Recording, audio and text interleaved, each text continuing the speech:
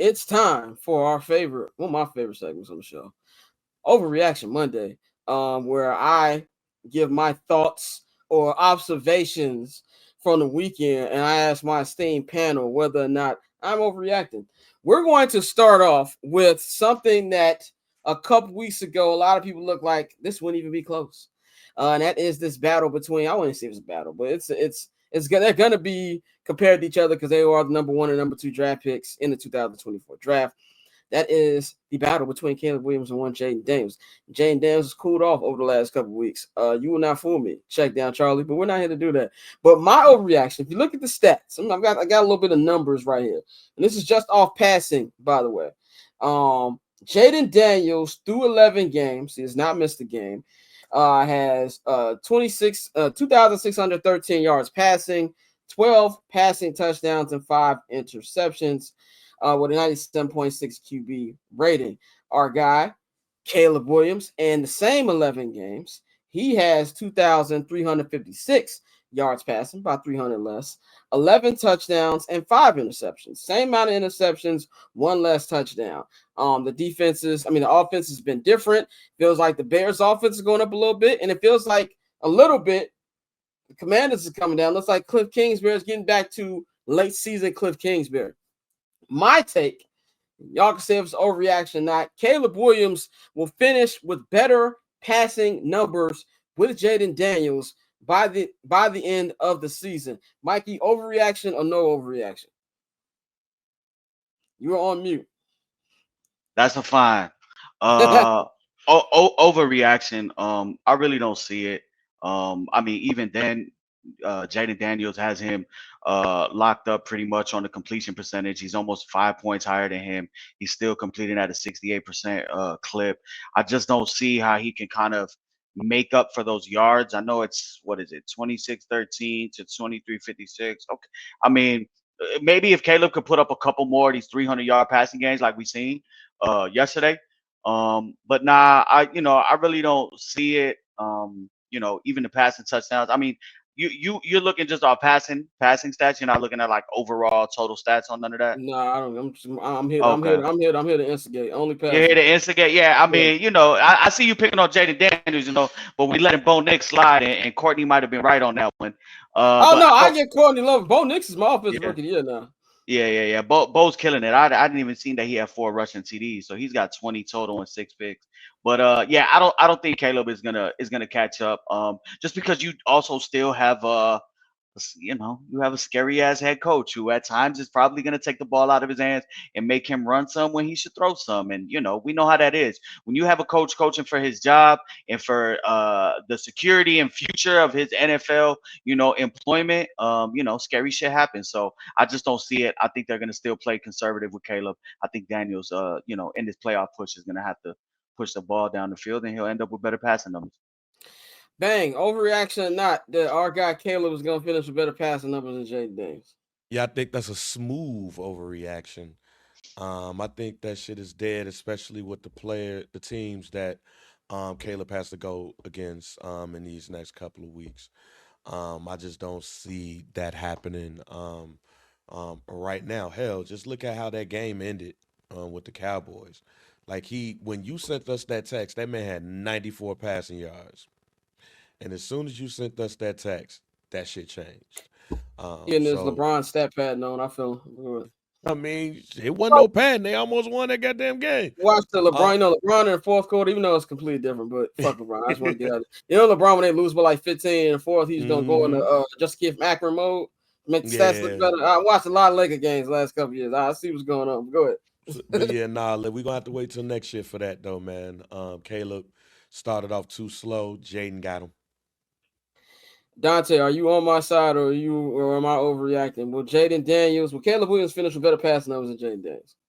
No, you're tweaking, my boy. I think we've seen the improvements from Caleb, but I think he won't catch up. Just off not only both schedules, but just the offenses. Is he getting a lot of yak? Yes, absolutely. But the game is the game, dog. I think at the end of the day, Caleb's going to end with some pretty respectable numbers, but I think Jayden numbers are going to be just slightly better, especially touchdowns.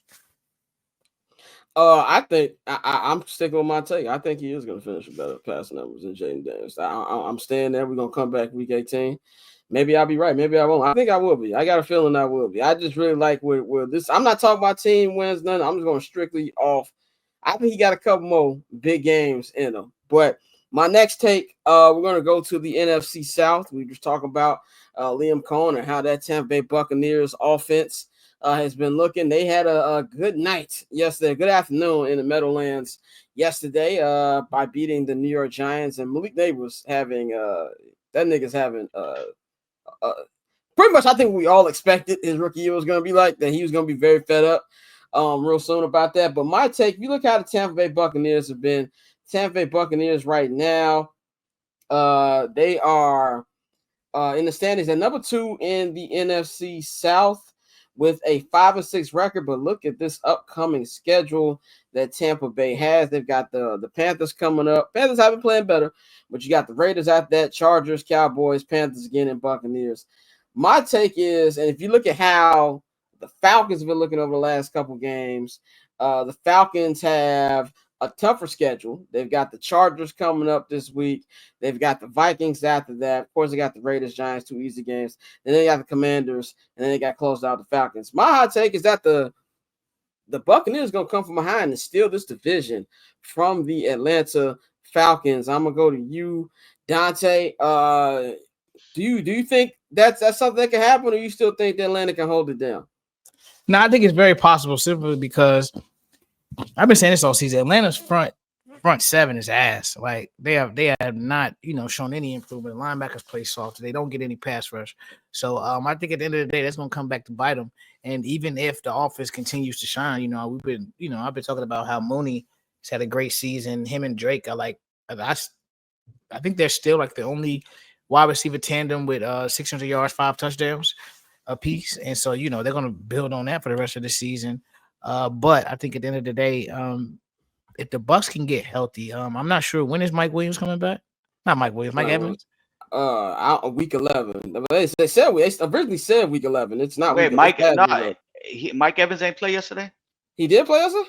Yeah, I thought he played with no restrictions. Oh, back. Well, he back. Okay, well Mike back. Yeah. Mike back. Then I think this even more likely. Yeah, that, Godwin is the one that's gonna be out for the year. Yeah, Godwin's the one out for the Orlando, year. that is a great question. I know Bijan, but they like Tyler Algier. That's why they don't use Bijan like that. They don't want to make Mike Evans did play 5 receptions, 68 yards.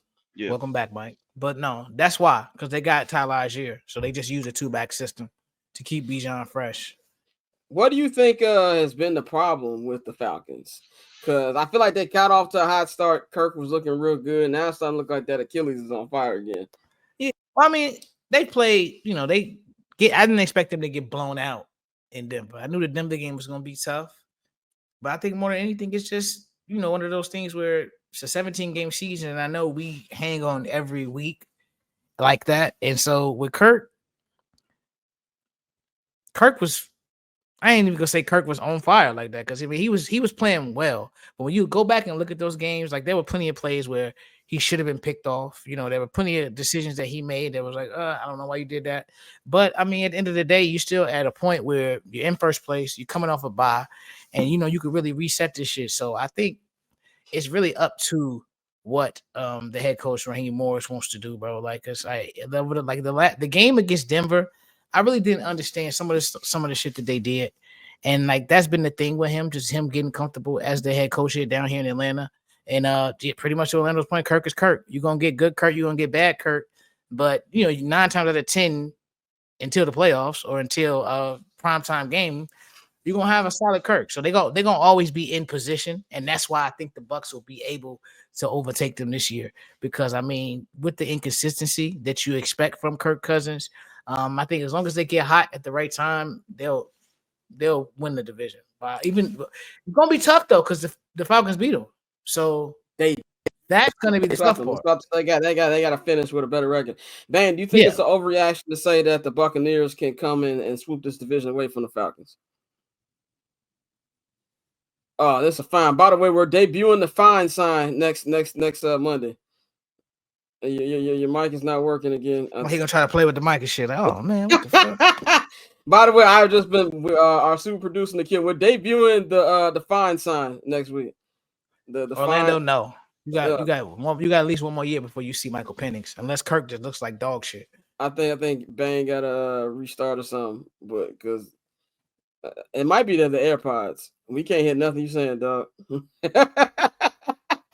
We can't hear nothing. You know, it's funny with somebody looking like, what's going on? What's going on? This is one of the few times Bang actually looks like an old nigga, and like he's like, what? Press what? I gotta when you plug in the Bluetooth. But he didn't turn that mic all the way around. We cannot hear you, bro. We cannot hear you. No, we can't hear nothing. It's like none at all. See if you can lock. We come back in, come back out. So he said Bang. We said Bang, wrench around and hit unmute. we gonna go to the next topic, man. As we wait for Bang's audio issues to clear up. He said he finna turn everything off. Elder abuse. Hey Bang, when you come back, that wasn't me saying these things about you. It says you're unmuted, Bang. If you're listening, I'm gonna text on that. But let's talk about the Philadelphia Eagles in my next overreaction. They are 9-2 right now. Had a big win yesterday at SoFi Stadium that looked like Lincoln Financial Field West, which every game in LA Orlando. looks like. Yeah.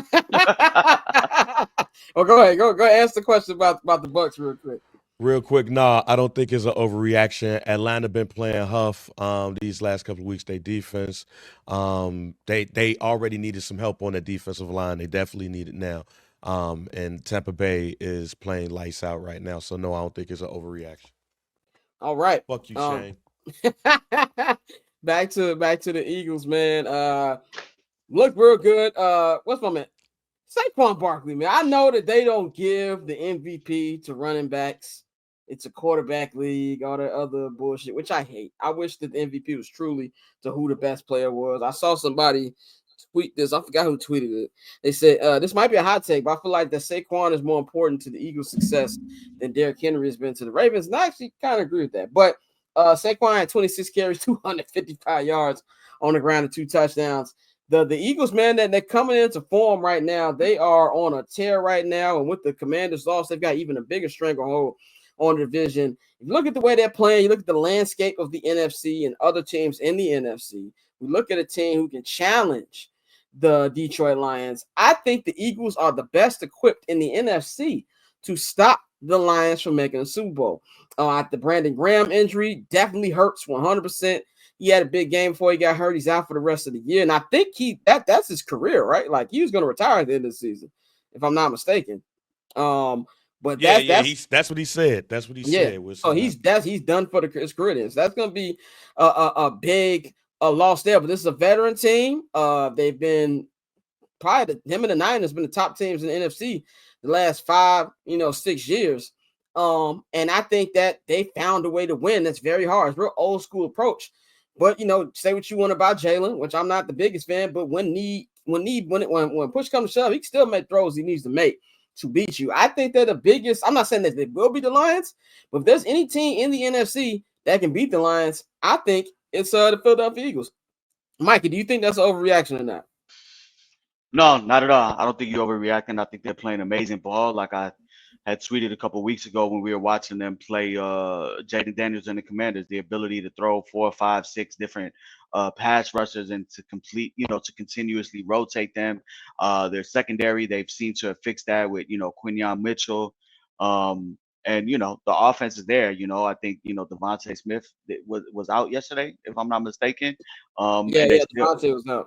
And they still were able to put up, a 30 piece. So, when healthy, they have all of the weapons. Dallas Goedert being healthy, being that safety blanket for Jalen Hurts is amazing. And then, Saquon is far from washed, and he's really carrying them and doing things in the run game. So I think they have the best shot to beat the Lions. And I'll go one step further. I think they are a legitimate Super Bowl contender. All right. I 100% agree with that. And I'm not an Eagles fan whatsoever.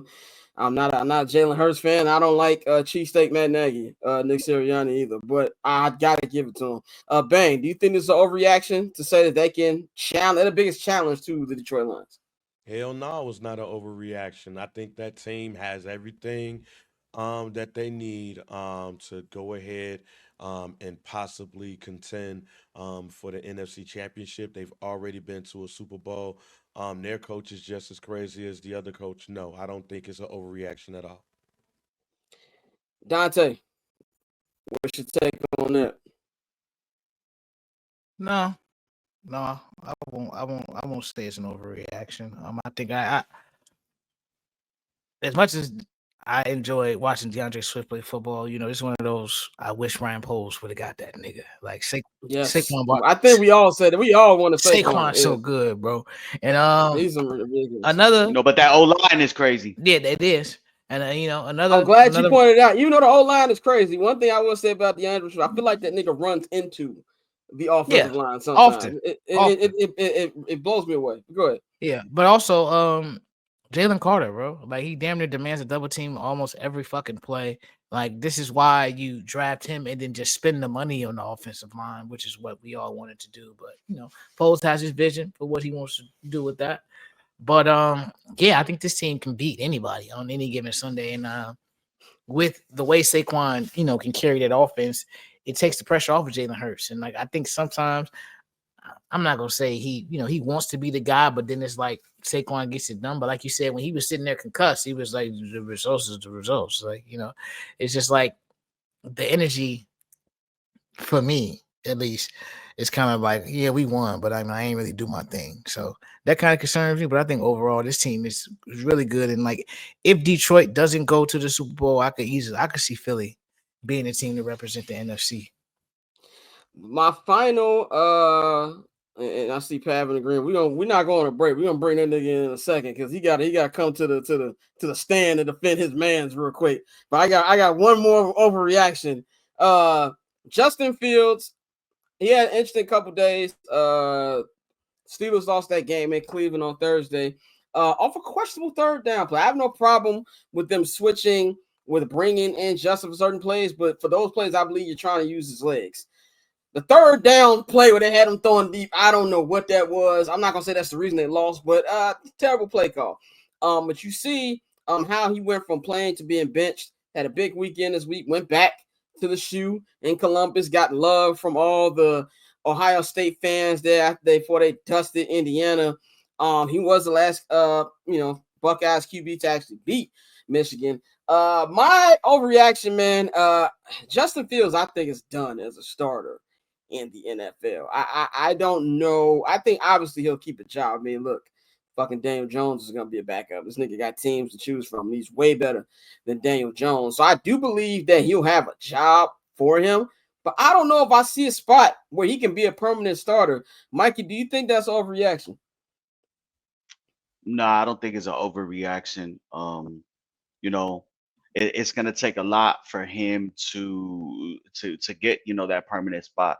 I know we can't say never because we've seen obviously Sam Darnold resurrect his career. We've seen Geno Smith resurrect his career, but I just don't see many OCs and many head coaches that are going to mortgage their future, on Justin Fields when this is a win now league. There's going to be write it down on your notepad and just do the math on teams that need QBs next year. And then add into the fact that somebody like Aaron Rodgers is going to be available. Sam Darnold is going to be available. There's going to be guys that have a better track. Daniel Jones. I think Justin is better than Daniel Jones, but Daniel Jones will be available. So there's going to be a lot of competition for that.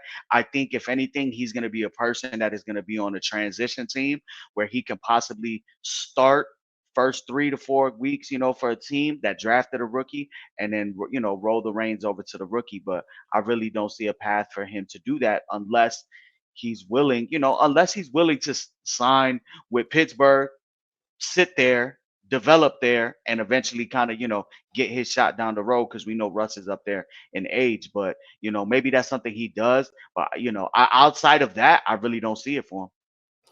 We are short on time. Unless Bang and Dante, you got something to really say. We good to move on. The Raiders. I predict that Raiders? Justin Fields will be the quarterback of the Raiders because the Raiders, unless they make a huge ass trade, Yeah, that's a good point. they're not going to be in a situation to get Shador. They're not going to be that poor to be Shador. And Luke Getsy's not there anymore, so that opens that up right there. Dante, any last words on your quarterback, Justin Fields? That's my dog. I agree. I think the Raiders is his best shot. But I mean, if Gardner fucking Minshew can keep getting the job, you're not going to tell me that bro can't get a job somewhere and possibly, have some type of success. Now, the career we thought he was going to have, no, that's not going to happen. I highly doubt it. That's why I keep calling him, Geno Smith. That's what he should be shooting for right now. Get a coach that falls in love with your skill set and can let you just go.